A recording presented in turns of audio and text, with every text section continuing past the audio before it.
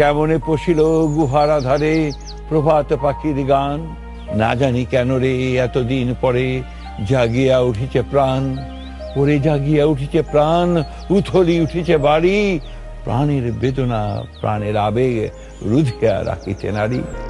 ঠাকুরগাঁয়ের মির্জা পরিবারের সন্তান মির্জা ফখরুল ইসলাম আলমগীরের কর্মজীবনের শুরু শিক্ষকতা দিয়ে। ঢাকা বিশ্ববিদ্যালয়ে অর্থনীতিতে পড়াশোনা শেষ করে ১৯৭২ সালে ঢাকা কলেজে প্রভাষক হিসেবে যোগ দেন তিনি। পরে সরকারি চাকরিতেও ছিলেন। ৮০-এর দশকের মাঝামাঝি বদলে যায় তার জীবনের গতিপথ।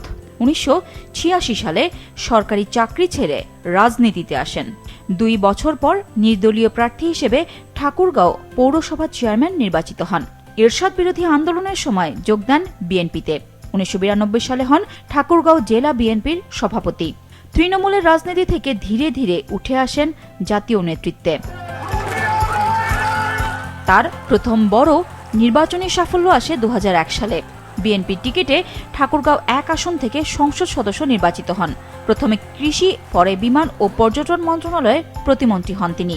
এরপর শুরু হয় তার রাজনৈতিক জীবনের সবচেয়ে দীর্ঘ ও কঠিন অধ্যায়গুলোর একটি, বিরোধী দলের রাজনীতি। ২০১১ সালে বিএনপি মহাসচিব খন্দকার দেলোয়ার হোসেনের মৃত্যুর পর ভারপ্রাপ্ত মহাসচিব হিসেবে দায়িত্ব নেন তিনি। ২০১৬-তে আনুষ্ঠানিকভাবে মহাসচিব হন। এরপর দীর্ঘ সময়ে বিএনপির রাজনৈতিক মুখ হয়ে ওঠেন মির্জা ফখরুল।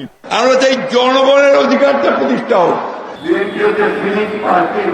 আমাদের চেয়ারপারসন দেশনেত্রী বেগম খালেদা জিয়া ছাড়াই দলের চেয়ারম্যান খালেদা জিয়া কারাগারে, ভারপ্রাপ্ত চেয়ারম্যান তারেক রহমান দেশের বাইরে, নির্বাচন, আন্দোলন, গ্রেফতার, মামলা, একটার পর একটা রাজনৈতিক সংকটের মধ্যেই ধরে রাখেন দলের নেতৃত্ব। আমরা ধরে নিয়েছি যে আমরা আপনার শেষ জীবন আমাদের হয় জেলে কাটবে অথবা ফাঁসিতে ঝুলতে হবে।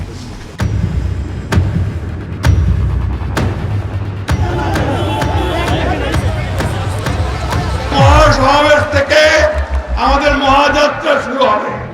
এরপর আসে ২০২৪। গণঅভ্যুত্থানে বাংলাদেশের রাজনৈতিক বাস্তবতা বদলে যায়। সে সময় বিএনপির পক্ষে সংস্কার ও রাজনৈতিক সমঝোতা নিয়ে আলোচনায় গুরুত্বপূর্ণ ভূমিকা রাখেন মির্জা ফখরুল।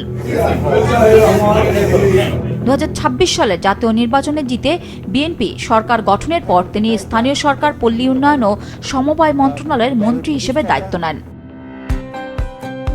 তার রাজনৈতিক এই দীর্ঘ যাত্রায় বড় মোড় আসে ১৩ই আগস্ট। বিএনপি তাকে দেশের রাষ্ট্রপতি নির্বাচনে দলীয় প্রার্থী হিসেবে মনোনয়ন দেয়। যে মানুষটি একসময় শিক্ষকতা ছেড়ে রাজনীতির কঠিন পথ বেছে নিয়েছিলেন, স্বৈরাচার বিরোধী আন্দোলনে রাজপথে ছিলেন, বারবার কারাগারে গেছেন, নির্যাতন সহ্য করেছেন, যিনি দীর্ঘ সময় বিরোধী দলের নেতৃত্ব দিয়েছেন, তিনি এবার অভিভাবক হিসেবে দায়িত্ব নিলেন দেশের। নুরুন নাহার বিলি, মাছরাঙা সংবাদ, ঢাকা।